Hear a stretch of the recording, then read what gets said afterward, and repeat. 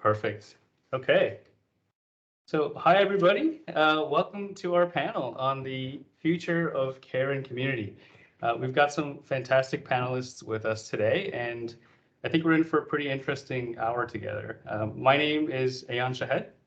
I'm with the team at Practicare, and we're really proud to host this conversation. Practicare's vision is to elevate care everywhere. So through accessible, engaging, and digital learning, online, we help workers provide excellent care, and we help organizations monitor and manage the training of their team members. You know, as an organization, we're pretty committed to offering practical training solutions to service providers across the sector. And so we're certainly interested to hear what our panelists have to say about what lies ahead when we think about community care. Our three panelists today, we have Laurie, Szymanksi, Peter Sproul, and Whelan. I'm going to read off a couple of short bios.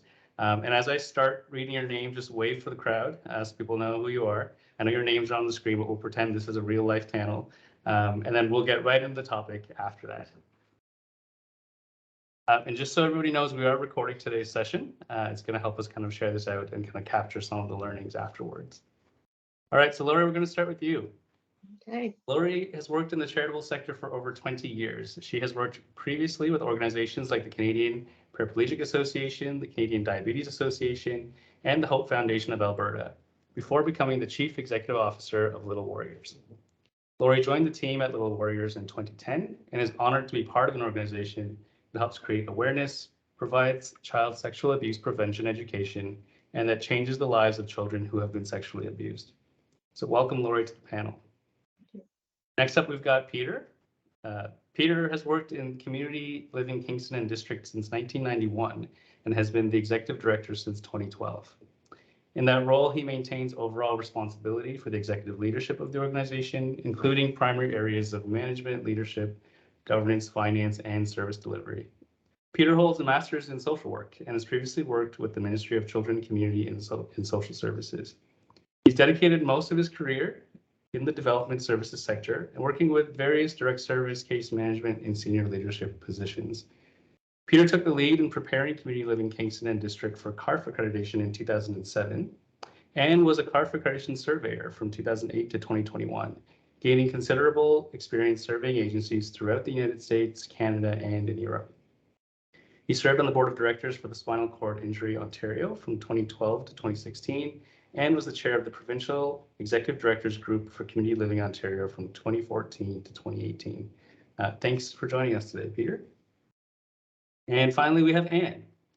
Anne is an entrepreneur and healthcare leader with a focus on community impact, guided by the core values of integrity, innovation, determination, community, action, and fun. Anne leads the Seafair team to do well while doing good. Anne has worked in the community sector for over 25 years, founding several care organizations and contributing to national healthcare standards. Anne's entrepreneurial, innovative, and practical approach to leading transformative change is recognized nationally, and her down-to-earth style and focus on results is evident. In 2012, Anne was awarded the Queen's Diamond Jubilee Medal for her contributions in advancing the quality of home care. In addition to leading her group of companies, Anne also serves on the board of directors for the Bank of Canada, is a director with the CSA Group and Nova Leap Health, and is vice chair of the Gathering Place. She's contributed her time and her talent to various other boards and service initiatives with a consistent focus on helping communities thrive. So welcome, Anne. Let's give everyone a virtual round of applause for being here and willing to share their thoughts with us. So let's start with getting some really big anchors out there. I'm going to pass the mic over to you guys, and we'll take about 2 minutes each. I'd love to hear about, the one thing that's on your mind as you think about the next 5 years or so of community-based care. Now, part of my job is to make sure we cover a lot of ground today and that everyone, has their time to speak. So I'm going to put my hand up when you have about 30 seconds or so left, and I might interrupt here and there, and hopefully you can forgive me. But Laurie, why don't you kick it off for us? What's the one thing on your mind as you think about the next 5 years in community-based care? Well, for us, as we move more into technology and off-site programs, is how do we keep our staff engaged? And how do we, for us, the kids are the most important thing that we do. Like we always put the kids first in everything we do. So not losing focus of that, what is best for them. And then also ensuring that our staff have the support that they need, because it's very, it's where we are, it's a hard place to work and there's a lot of vicarious trauma. So how do we ensure that they are mentally stable, mentally well, and feel supported as well as trained, to make sure that they can meet the needs of their position and the needs of the kids and still have a quality of life. So those are the big things for me. Nothing small there. No. What about you, Peter? Well, in Ontario, there is a new provincial strategic framework that was unveiled last year called the Journey to Belonging. So much of what gets scoped out in the broader context was provided in that document, and through a number of consultation sessions with stakeholders, including organizations. So in the next 5 years, the way that map goes in terms of overall strategic framework is really in 2-year increments. And so the common theme throughout is individualized service, but beyond that, more direct funding. So you'll see funding go directly to families who will then purchase our services. And of course, what that means is that the control, if I can put it that way, resource control will shift, as it's already started, over towards the consumer, who will then shop for those services. So an organization like mine really needs to position itself, and has already started to do that. It's not like we're flipping a switch and are suddenly moving in that direction. It's been gradual. So we need to position ourselves to be an attractive choice in terms of the service we provide, the quality of the service, the outcomes that we facilitate, and understand that historically, even though in this sector, the control has really rested with organizations in terms of, here are the services, do you want them or not? That is getting turned around entirely, and we need to get our minds around that. We need to shape our services consistent with that. Our strategic plan should reflect it, and so we're sort of gradually heading down that road, and we'll see the markers probably in 1 and 2 year increments in achieving that. That's really interesting. So hearing a little bit about technology, staff engagement, and wellness from Laurie and Peter, really the framework that's changing and that shift to family choice or consumer mentality of how care is provided and what we offer and how that's communicated. And what's on your mind when you think about the next 5 years? You're on mute there. Sorry, I was trying to keep the dog barking off the webinar. I don't think it's that different. I just, probably sitting in a different place. Our organization has a number of, discrete service lines, including support for individuals with intellectual and developmental disabilities, home care in the more traditional sense of, looking after primarily seniors for independent living at home, and also residential care for children and youth as part of the child protection system. And, if I were to say what keeps me up at night, or what I think is going to really challenge us in the next few years, it's, the increasing tension between the complexity and acuity of care that's required, and the challenge of keeping and having the right resources to deliver that care. And it's primarily about people on this side of the thing. And of course, it's primarily about people on the other side of it. We are being asked to do far more just because of things that have happened during the pandemic, and because of, increasingly challenging mental health requirements of all those groups of clients. And our employees as well, trying to support them, Laurie, as you said, when they have to work differently than they did before, and train them and recruit them and make them feel that this is worthy work, and that that you are set up for success. And it's changed so dramatically in the last couple of years. It was never easy, but it's just become the one thing for us. Okay, thanks for that, Anne. So we're going to go into a couple of themes, and as we do these, we'll come up across a particular theme. We'll go around a couple minutes each, but feel free to kind of bounce off of each other and kind of jump in here and there. The last couple of years, and like you mentioned, so much has changed, particularly in the context of COVID, but there's other factors as well. And that change in of itself is, I think, driving a faster pace of evolution in community care and broadly in healthcare, right? And so, when we think about those various themes, let's maybe start with the theme of standards and quality. In the broadest sense, where do you see that headed? Do you see needs for big improvements? Do you think things are going to be incremental, or is there a big quantum shift on the horizon? Is it being driven by client demands or accreditation? Is it organizational values that are really, going to push the boundary of what quality and standards look like? So there's a lot to speak on that theme. So maybe, pick the part that's most relevant to you or top of mind for you. But Anne, why don't you kick us off with that one, actually? Thanks, Aon. And somebody waved that flag, because 2.5 minutes, I could probably go for 2.5 hours on that topic, as could all of the panelists, I'm sure. So I'll start kind of at that macro level, Aon, and say, I had the privilege a number of years ago sitting on the group that developed the standards for Accreditation Canada, which is now HSO, for the Momentum program.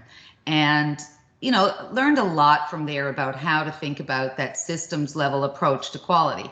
And now I sit on the CSA board, and there's two parts of that organization. But one part of that organization sets standards for primarily, keeping Canadians safe. And so I know right now CSA and HSO are working together on a set of new standards, and this is particular to long-term care.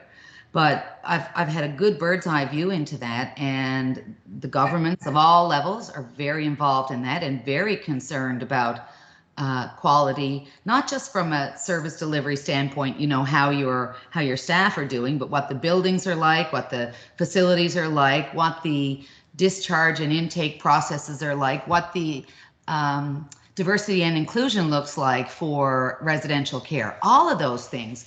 And there's a really heightened focus on that. And of course, as governments tend to do, it's probably somewhat reactive to where we saw COVID really do the most harm to Canadians. But what happens there is going to be reflected in how all regulatory bodies have a look at what they're funding and how those services are being delivered. So I think we're going to see increasingly higher expectations, and I'll put in parentheses, and rightly so, for how organizations deliver the services that they deliver. The caveat to that for me is that if you are going to ask more, you're going to have to invest more, and that's always a challenge for organizations in the community sector, who, as all of us will know, would be my sister told me I can't say red-haired stepchild anymore because she's red-haired, not a stepchild, but so I'm going to say the poor cousin of the healthcare system. And I think those things are really overlaying what we're all dealing with.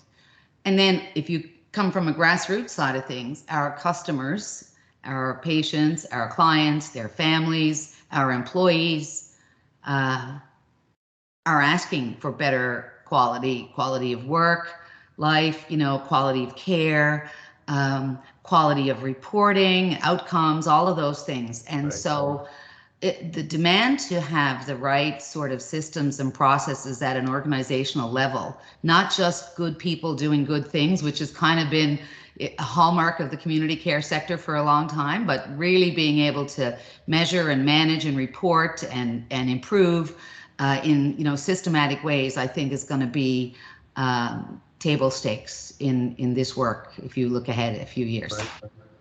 That's a really great answer, Anne. Covers a lot of different perspectives there, and that evolution and maturity of the sector overall and how that's changing things.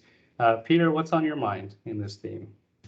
So when it comes to the question of quality, this has been simmering for a while. In Ontario, they started what was called a performance measurement framework. And it was an effort that really, we're going back 4 or 5 years now, where they wanted to come up with and they had done quite a lot to come up with a framework as a measure of quality. So identifying outcomes that were indicators of quality and as a reflection back on program activity. That hasn't ever really gotten out of the starting blocks in Ontario for various reasons. I mean, part of it is COVID has hijacked all of our efforts, but it's back on. It's back on again. And so, you know, historically, when you look at developmental services, we have focused on outputs and not outcomes. We really are. When you look at oversight for our organization and others in developmental services, the accountability is typically on measures of volume. How many people did you serve? How many were placed? How quickly were vacancies filled? I'll give you an example of the difference between a measure of volume and a measure of quality is that employment supports. What did we report on? How many people found and secured and maintained employment, competitive employment? Which is an important measure, don't get me wrong. Is that a measure of quality? I don't think so, because there are a lot of lousy jobs out there. There are jobs that people can get placed into where they are alienated, they are bullied, they are marginalized. It is lousy work and lousy hours, and they're unhappy in that job. Again, there's a lot of great stories as well, right? The point being, are we really measuring quality when we measure outputs, when we measure volume? No, we're not. So we're shifting now to trying to have a framework, and it might be an accreditation framework.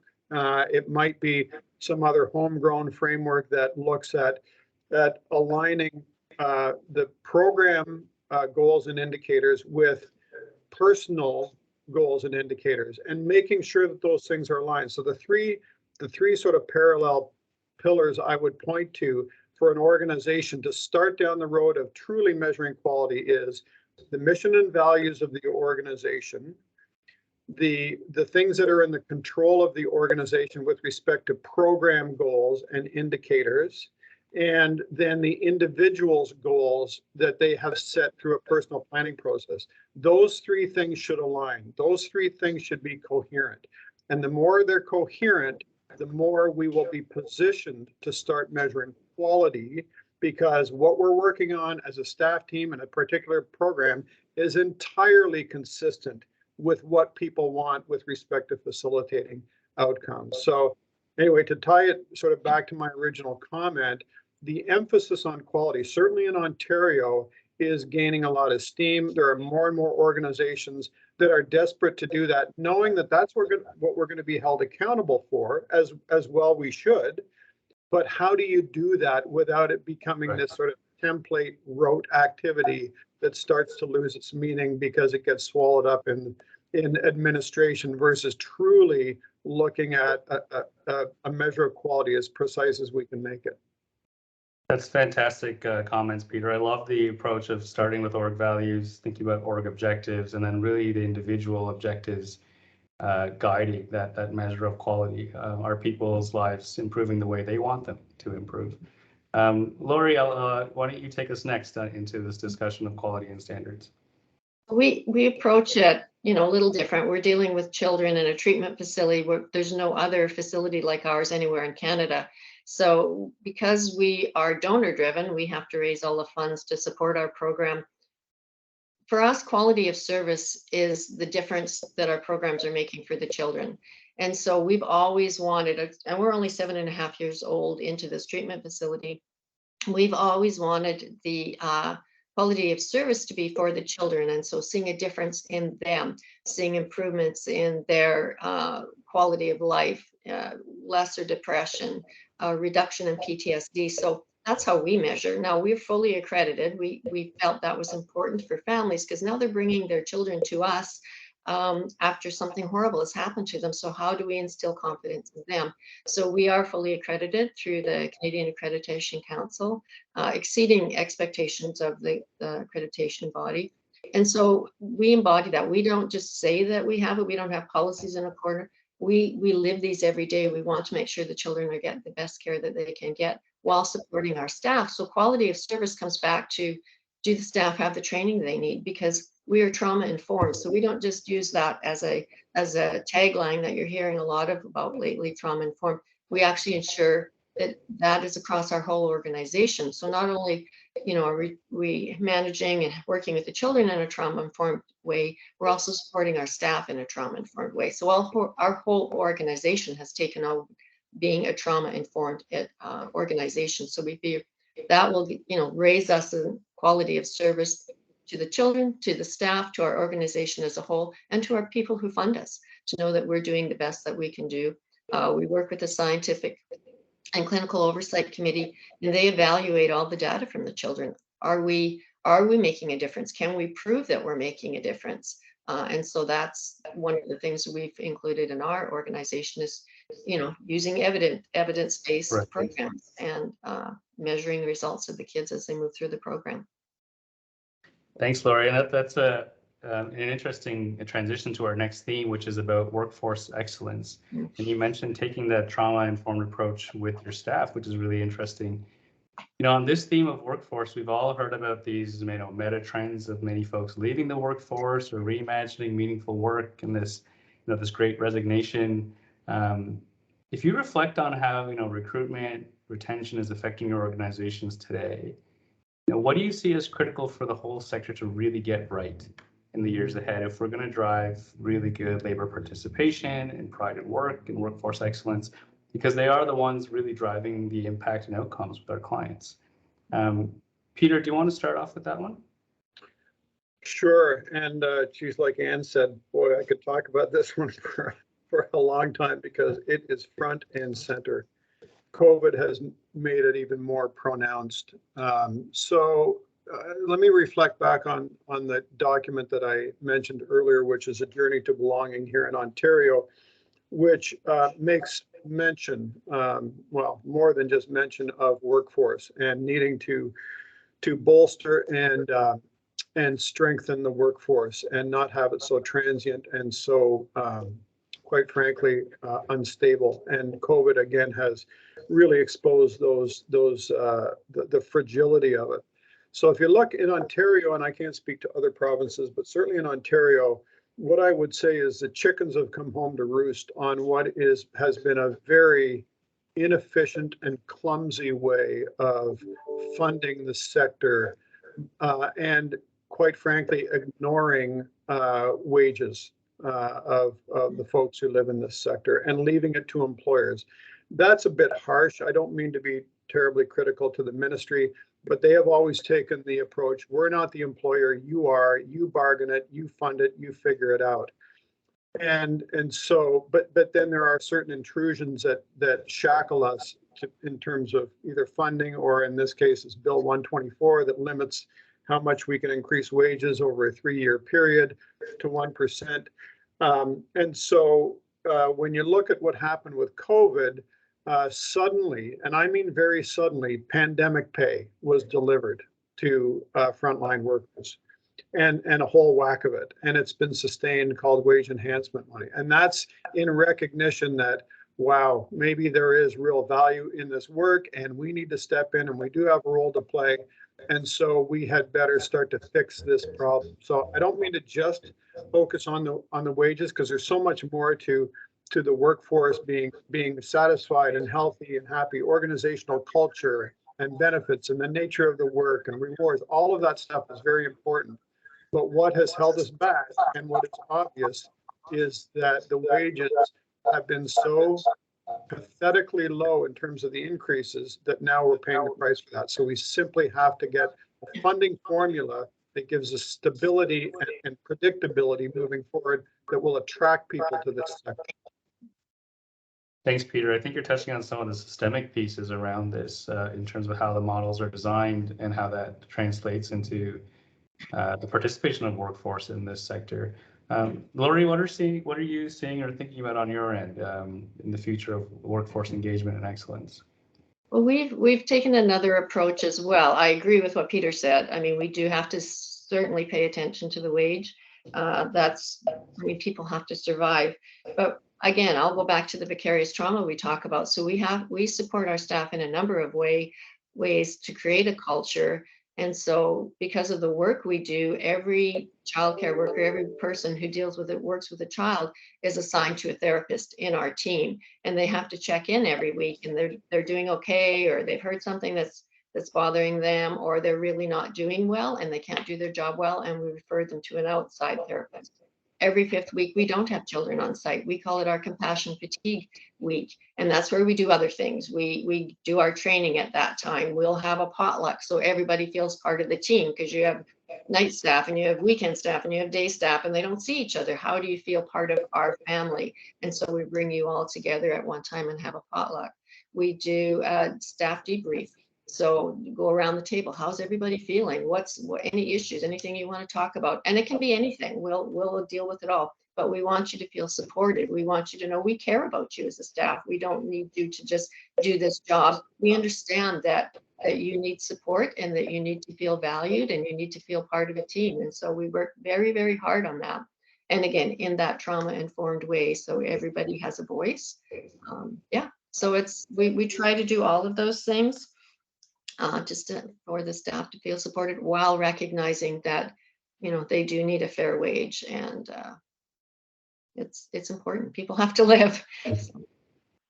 Thanks for that, Laurie. That's really incredible to hear, and there's a really strong understanding of care and empathy as being key drivers of how a team comes together. And what are you thinking about in the future of workforce in this space? You are on mute still, by the way. All right, thanks. I was doing a lot of internal nodding as I was listening to you talk about, those challenges that affect all care organizations, I think, no matter their organizational structure, or really even their funder. It's the nature of that work. And it's struck me that, prior to the pandemic, we may have been, while we always we used to be anyway, up to date on all our training and did all of the right programming or what we thought we needed at that point, including using our own model of care for, the child protection work and for the adults with intellectual developmental disabilities, and all those organizations are accredited. So we had all our boxes ticked and we were doing the staff development work, and all of that came to a screeching halt. And we went into, as the leaders in those organizations, went into hunker down mode, just try to keep body and soul together. And we had some very passionate employees who did more than we could have ever expected of them. But the other thing that we did is we filled empty spots as best we could. And so we ended up with people who weren't as engaged in the work, but it was easy to get it, not easy to get a job in that sector because there's a number of requirements, but still there was huge demand, and you could have somewhat flexibility and get the right number of hours. It wasn't like working at some place that was shut down. I mean, we were probably more busy than ever, but we lost our way in terms of meeting the needs of employees, both in terms of the wages and benefits that we provide them, but I think even more importantly, connecting with them about the why of our work and the importance of helping them make meaning of the work that they are doing.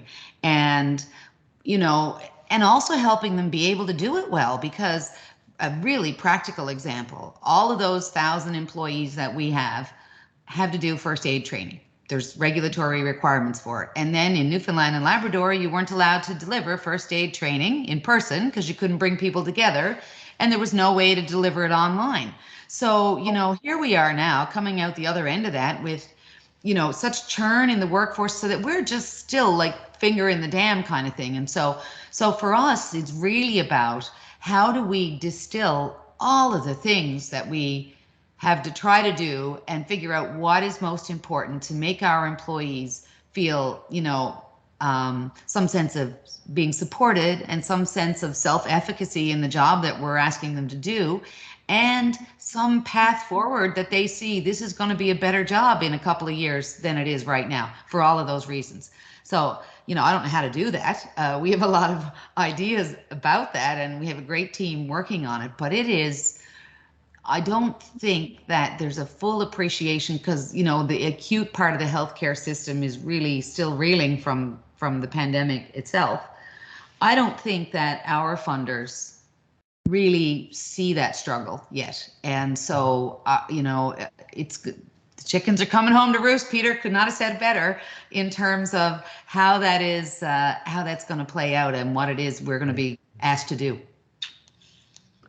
Thanks for that, guys. That's really interesting. So we heard about need to think about wages and benefits. There's some systemic challenges in how payers and funders and donors, think about this work. And then there's just the basics, right? Like, how do we treat each other? How do we live out our values? How do we operationalize, the kind of places that we want to be and the people we want to be around, and making room for that and recognizing the challenges of this work and being honest about that. So it's interesting when you think about the future of workforce, there's some systemic stuff, but there's also looking back at what's served us well before, what's driven great teams in the past, and kind of carrying that forward.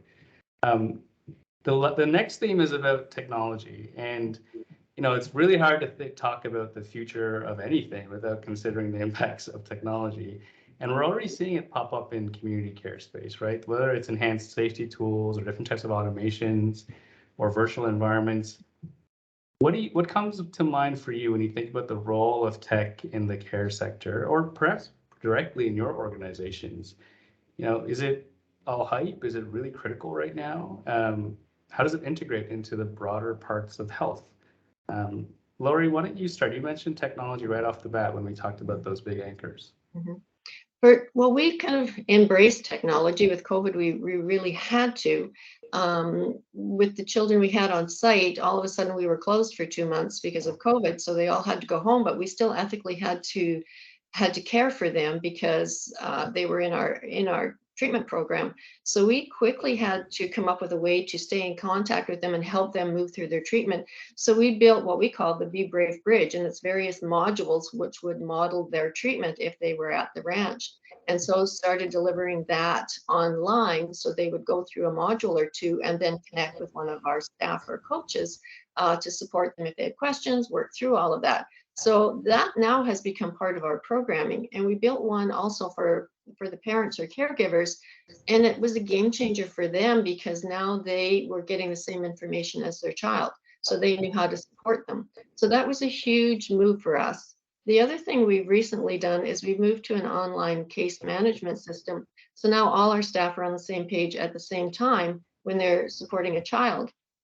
That works well. We're hoping that we can use that more as we work with community resources, because these kids now go from our facility home, and then how do we continue to support them through their communities? So can we all get onto the same page so we're all working together on the same file for that child in a supportive way in technology?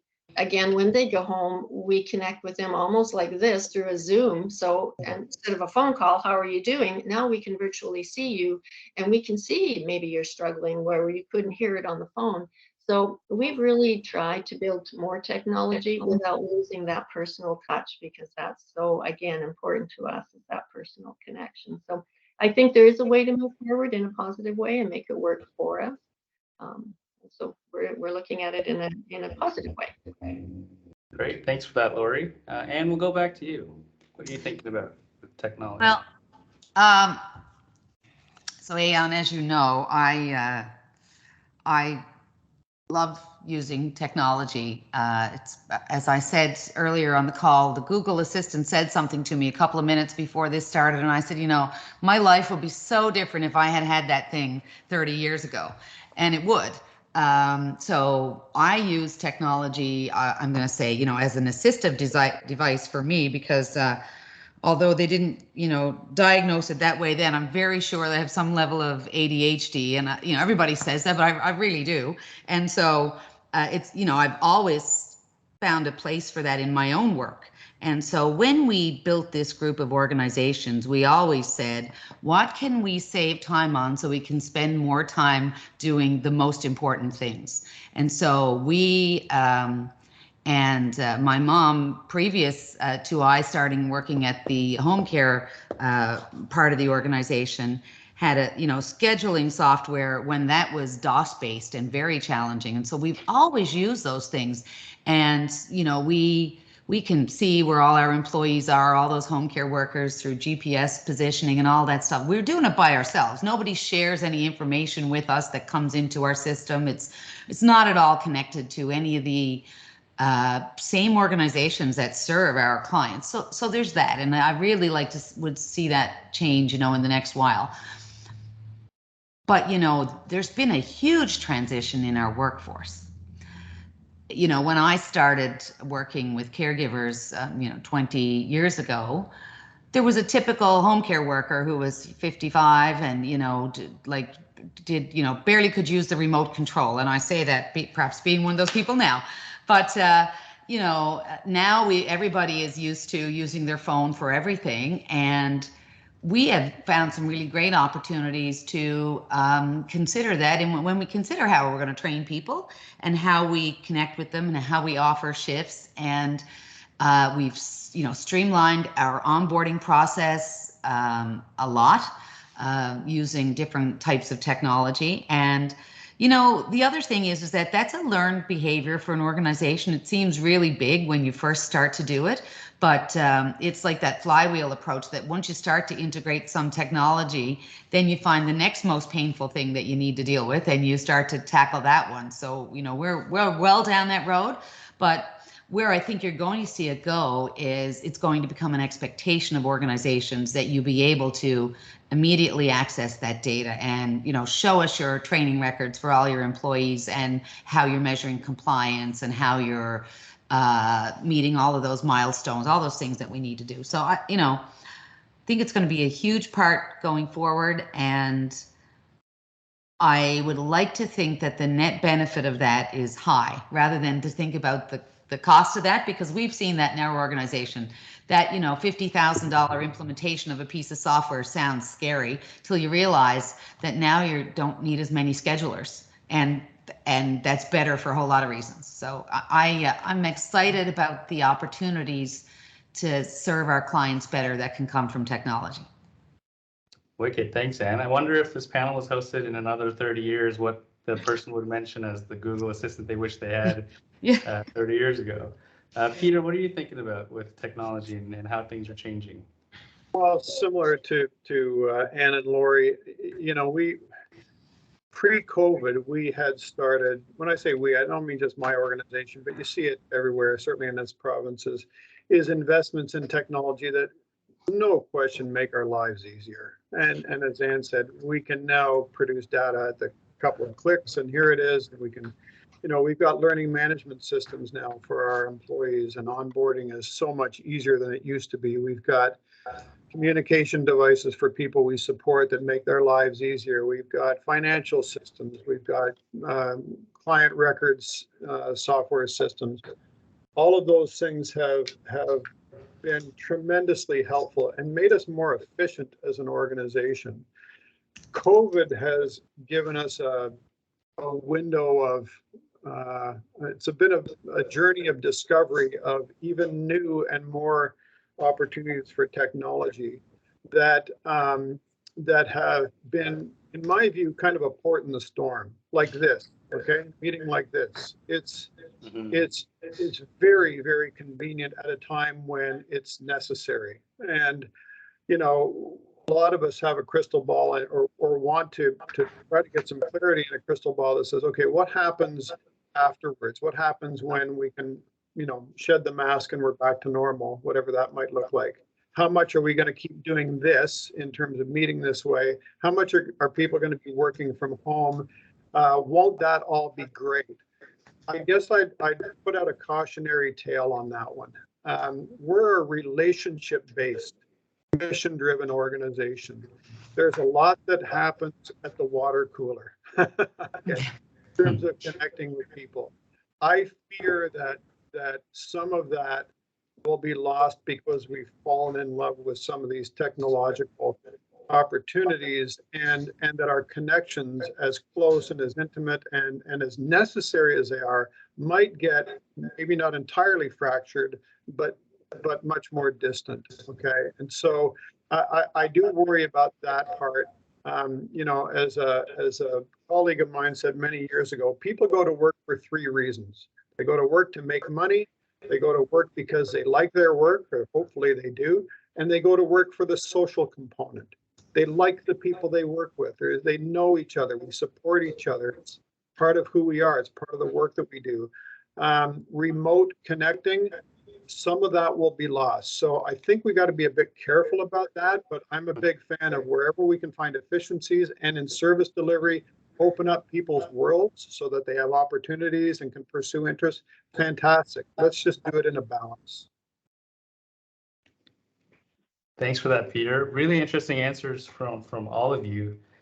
We're coming up to the last question from me, and then hopefully we'll have a bit of space with the audience to share what they're thinking and some questions for you guys. So let's get back to why we do what we do, right? All of your work, the folks that are here, the collective sector, it's ultimately about people and community, right? And so you've all touched on this already, but we're across the board seeing, increases in level of complexity, level of need, level of acuity. And so to respond effectively, how do the systems around us need to evolve to ensure that organizations can, be flexible and provide really client-specific services, especially given that, the state of need is just not what it used to be and probably will continue to change down the road. So I'm looking for kind of your thoughts on that systems level change. And we'll start with you.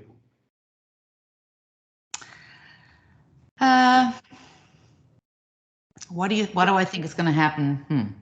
Do you know, Aon, I think we're going to find ourselves in a real pressure cooker in the next 18 months as, all kinds of new thou shalts roll out without any real ability for us to fully respond to those in the ways that we need to. But, I hate to overuse this phrase, but that idea of pressure making diamonds, I think it is the organizations that are able to rearrange how they do what they do in order to find the capacity that they need to serve those emerging needs are the ones that are going to do well. And, in our case, we just came back from a 3-day planning conversation with all of our organizational leaders. And, they were really passionate about the changes that we needed to undertake as an organization. And that was really about how we trained and developed and created career paths for our employees. But it was as much about how we dealt with our funders and our other community partners to strengthen those relationships and help people understand the importance of community care. And I think, one of the obligations that's going to fall on us is if we want to feel important and be recognized as important, is we do have to up our game, not just in what we do, because most community care organizations I know do really meaningful work, but we need to show those outcomes in ways that make it easy for other organizations to support us and work with us. And that, that's kind of a really cold way of saying that we need to sharpen our focus on outcomes and on meeting the needs that we know are there, not the ones that somebody tells us your organization is supposed to do. Peter, back to your earlier point about the employment program example you were given. So I feel like, listening to those needs and really getting to understand those from both our employees and the people we serve is our big system challenge as an organization, and writ large as a sort of community care, body of practice. It is about integrating what we learn through that listening out to every single person in every organization. Fantastic. What about you, Peter? What do you think? Well, I agree with Anne's comments, and I'll pick up on those, is that in Ontario, and I expect that this is the case, I've done CARF accreditation surveys in other provinces, and I've seen it as well, is that here we are a crisis-driven sector. Okay. The metaphor that I know many of you have heard is we don't build fences at the top of the cliff, we invest in ambulances at the bottom. And this is, and we see that day in and day out. And so because of that, so much good planning, so much, upfront work, so many sort of cultivating the relationships earlier on get lost or sacrificed because we are trying to put out one fire after another.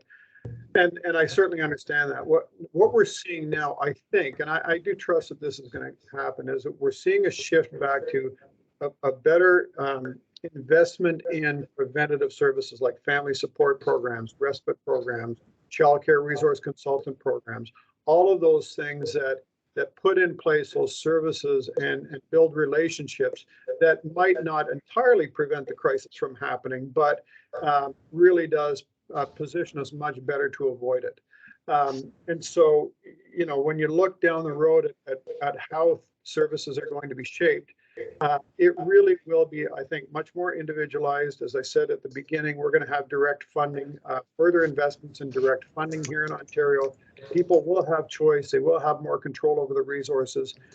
The thing I worry about a little bit, and it's my job to position the organization to this. So, I'll give you an example. You could have a family down the road who has X amount of resources, and they say, okay, I need 3 hours on Thursday night from 6 till 9. I need 1 hour on Monday morning from 10 to 11, and I need, well, when you compare that to our workforce issues, that is going to be, boy, that's a clever trick. If you can accomplish both those things, I'm not sure I'll be able to do it because, people want full-time work in our organization. To Laurie's point, they want to feel valued. They want to feel like they matter. They want to feel like, they're making a contribution. That's kind of hard when you're trying to piece together all these little bits of a schedule to create coherent jobs and positions that people will feel valued and they will feel fully invested in the organization. So it won't be without its challenges. I think generally it's a good thing. We have to move away from the crisis-driven sector that we have right now. And I think we're going in the right direction, but it's going to require some significant shifts on the part of organizations to be able to be in a position to respond to those individual needs and requests. Right. That's super interesting, Peter. Laurie, from that systems level view, what are you thinking about in the next 5 years? Well, for us, I think, because, we approach it from a different aspect than Anne and Peter. So for us, it's collaboration with community. So what we find a lot that we tend to work in silos and we try to do everything for everybody, but what we need is more collaboration and for individual care for the child is we can't do it all. We know we can't do it all. And so we want to work with other resources in the community to provide that support. So it's having other organizations be willing to enter that conversation with us. Let's all do what we do well and rely on each other for the things that we don't.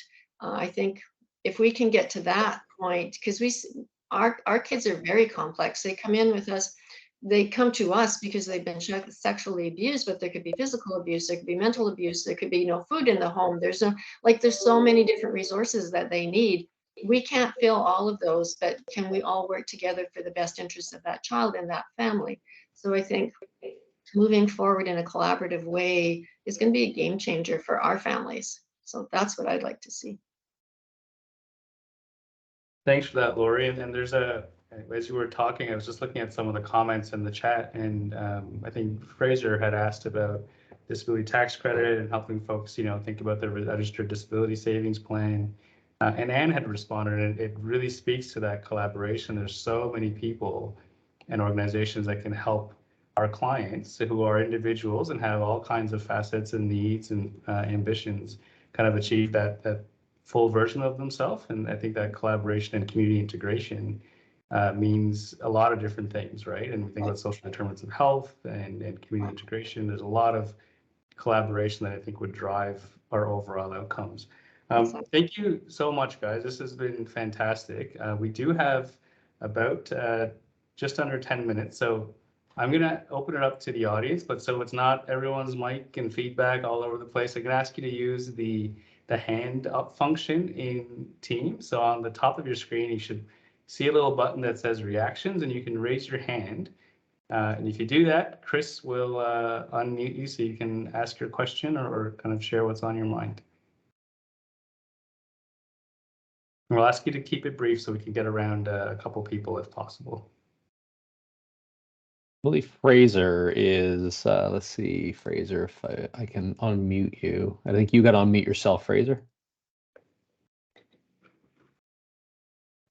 It's always a pleasure to unmute oneself, that's for sure. This is very interesting to listen to. I've been around this with persons with disabilities for over 50 years. I'm a founding chair of what was called the Avalon Community Accommodations Board in St. John's, which became the Eastern Residential Support Board. And obviously now it's gone out to the private, which has improved that considerably. And I had concerns about, the way that's been handled. But then there's so much that I could talk about. One, I'm chair of what's called the Provincial Advisory Council for the Inclusion of Persons here in Newfoundland and Labrador. And I took that role on with two objectives. One, the accessibility legislation, which is now proclaimed in Newfoundland and Labrador, and Anne is right, there's going to be challenges coming forward just based on the new legislation. But the second part, the reason I accepted chair, was what was referred to as the very low uptake of the registered disability savings plans in our province. And every person, there are over 8,000 that have disability tax credits but don't have registered disability savings plans. There's over $500 billion that's been missed out on over the past 10 years. A person who would get an RDSP if they have a disability tax credit at age 20, the federal program, it's going to be worth when they retire, roughly around, with no money going in, by the way, almost $100,000. So this is money that those persons can purchase services. And I guess what I'm trying to say to every group that I can is the importance of ensuring that your clients and maintaining that client's focus and their future financial supports and stability is that they open up RDSPs, or you try it in some manner to inform them that it's important to do so. I don't know how many of you know about the RDSP and the value. It's worst case here in this province is close to, or can be close to, $1 billion. And with investment by persons, it's major. So anyway, it's a huge thing. I just want to know, one, the work that you do, fantastic. Two, do you look at the financial future of your clients and to ensure that's going to happen? And you're on mute there. Yeah, I think that's a Newfoundland specific question, so I'll give it a shot, and it may be also something that Peter, in working with adult clientele, might be interested in too. I don't know, Peter, if you do it or not. Yeah, there's, it speaks to the larger issue, Fraser, of how we're all connected to the same client, but we don't share any of the information about that person. We divide it up in 100 different ways. And, I remember saying something to somebody in child protection one time. They wouldn't give us information about the health status of a child. And I said, well, you're giving us the child. Like, come on. And, oh, no, we can't share that with you. You have given me that baby to walk away with, but you can't tell me what, So it's the same thing as that, Fraser, like our ability to be able to do that. I mean, that's the kind of advocacy work that you're doing is really, really important. But I hope if there's anything good that comes out of this pandemic is that we realize how interconnected we all really are, and that some of these healthcare silos start to get knocked down a little bit as we go forward. So, because I know you're in the same province as us, why don't you give me a call offline and I'll see what I can do to make sure that at least within our organization, we identify who might fit that bill and if we can do something. Okay? Yeah, got a thumbs up from Fraser, so that's good. Okay, thank you, Anne. And it is a Canada-wide one, by the way, just so you know that there's a 20% uptake in Newfoundland The best is 40% in British Columbia, and everybody else is lower from all the way back. So yes, I'll give you a call. I'll be more than happy to have a discussion. Thank you. Sure. Great. Wicked. Thank you, Fraser and Anne. And it sounds like, I think that story, Anne, really is telling. And we see that across the board in all kinds of care, and even outside of community care, when we go from health into community, across the board. Is there anyone else who wants to ask a question? Anyone else want to put their hand up or put something in the chat?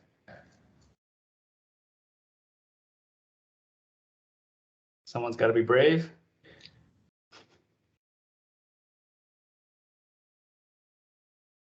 All right, I've got another question I wrote down that maybe you guys might have some thoughts on. And it's about, I think, so I didn't say this off the bat, but, Peter's in Kingston, Anne's here in St. John's, Newfoundland, and Laurie, you're typically just outside of Edmonton, I think. We're not exactly in the largest urban centers, but there is a difference in how some of this rolls out in big urban centers and in rural remote communities. And then these kind of in-between spaces. And I'd love to hear your thoughts on, what's going to happen in the next 5 years in that space? Is there a different type of service model for different types of communities, or are we going to really take, virtual and technology all the way with this? Like, what are you guys thinking about in that vein in the next couple of years? And whoever wants to kick it off, go for it. Sure, I'll chime in on that. I think you touched on what would be a critical piece, and that is the technology. I think, so for example, in Northern Ontario, in Kingston, if you talk about anything that takes more than 11 minutes to drive to, we all get kind of frustrated and think that's far too distant to go. In Northern Ontario, it's more like 3-4 hours. So the use of technology, both for service delivery and connecting and collaborating, is much more critical. Maybe I shouldn't put it that way, because it's a critical and very valuable resource for all of us. But I think geographically, certainly in rural communities, technology is I think is going to be utilized to a tremendous benefit.